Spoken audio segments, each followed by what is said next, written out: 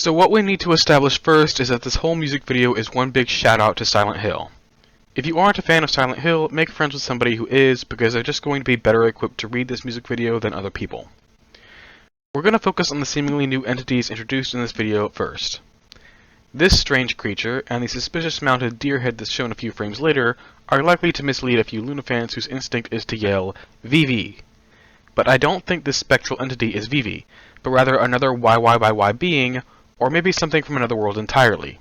It's shown in a shapeshifted state throughout the rest of the music video, in the form of a very tall woman who is given away by the unicorn horn she shares with this creature.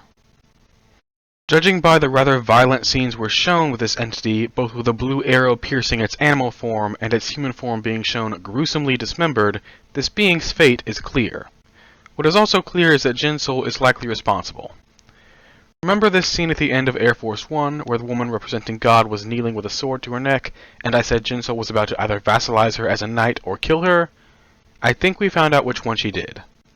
Now, jinsoul is hinted at being a malevolent figure many times in many different ways in Loona lore, with a more mysterious vibe than Olivia Hayes' more tragic angle. It's been hinted that she's dangerous and could do dangerous things. Which is where this glowing god figure enters the picture. See, if you've ever played the first Silent Hill game, then you understand that its plot, and by extension the plot of several other games in the series, is basically a cult's attempt to bring this figure to the material plane. They worship it as a god and revere it, but while it looks very pretty and angelic, it's anything but. It appeared that way the one time because its appearance was molded by the belief of its summoner. That doesn't change its fundamental nature, which is a purely evil, eldritch being. Not only do you fight this thing in the end of the game, but in the true endings, it's basically split open, and what comes out is much nastier. This is why the music video is called Birth. Birth is a huge theme in the Silent Hill games, because that is specifically what this cult was trying to do, in their own terms. Birth God. They attempted to impregnate a young child with this god on 2 separate occasions. Had they succeeded, the end of the world could have happened. From there, we can take the interactions between this god figure with heejin and jinsoul in several different directions. The first is the favored god direction. If we take the god figures from Air Force One and Love Forever to be the same entity, yet different from the glowing being that turns up later, then perhaps we can say that jinsoul killed the prior god to install a new one, or perhaps even to take her place. Perhaps this angelic figure is what jinsoul ascends into, ready to take over. Alternatively, there's the odd eye direction. Now, what exactly the odd eyes are is up for debate, but those who have them seem to have special powers to move through different worlds. What is important to note is that we saw Kimlip acquire hers, and we can infer that Choerry's acquisition happened soon after, when Kimlip caught up with her. This largely seems to be what Love Choerry Motion is indicating. But we never see jinsoul actually acquire hers. It's possible it was damaged at some point, but the actual awakening was never shown. Every time we've seen it, she had it already active. These eyes are also connected to the eclipse that syncs up with the apocalypse. They waxed to full brightness when said eclipse happened.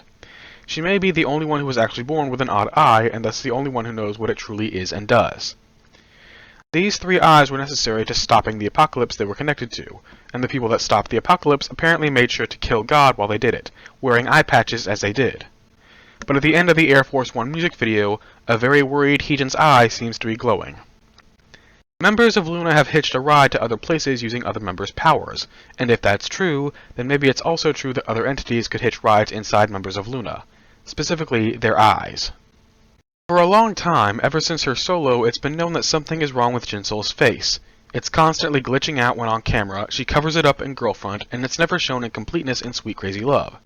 It's possible she did this on purpose, that she didn't want to let the god take her over. She certainly made every attempt to keep her eye covered in several music videos, and rejects a cake with eyes on it in Air Force One. With the burning and crashing of the moon came the end of the first arc of the Looniverse, but the second story, I imagine, probably begins with a sequel hook. The god they thought they had finally destroyed is now manifesting inside them, slipping in. We saw this godlike entity who jinsoul smiles at in her dark void, destroyed, but now it's here again, appearing to heejin.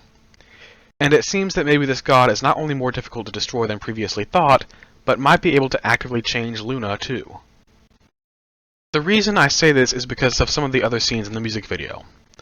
There's these falling stars that have gestating infants revealed inside of them later in the music video. I know it's tempting to think that they're ARTMS, but I think the case is they're actually Loossemble. This is because at the end of the sensitive music video, we were shown these 5 girls headed on a path through space to make landfall on Earth, having woken up out of cryosleep pods that feel very related to all of this. But why would Loossemble be falling into an ARTMS music video? Well, here's the thing.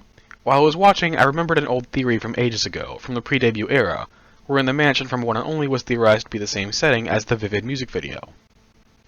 That wouldn't be relevant again until Birth. I couldn't help but think that Heejin looked very distressed, dragging around her luggage like she has no home to go to, makeup smudged to hell and back. It makes one wonder if she's not satisfied with where she ended up when the big blow the earth up to create a new world plan went down. As far back as Vivid, Heejin has been unsatisfied with the ordinary and desired to be glamorous and fashionable and extraordinary. Now she's anything but.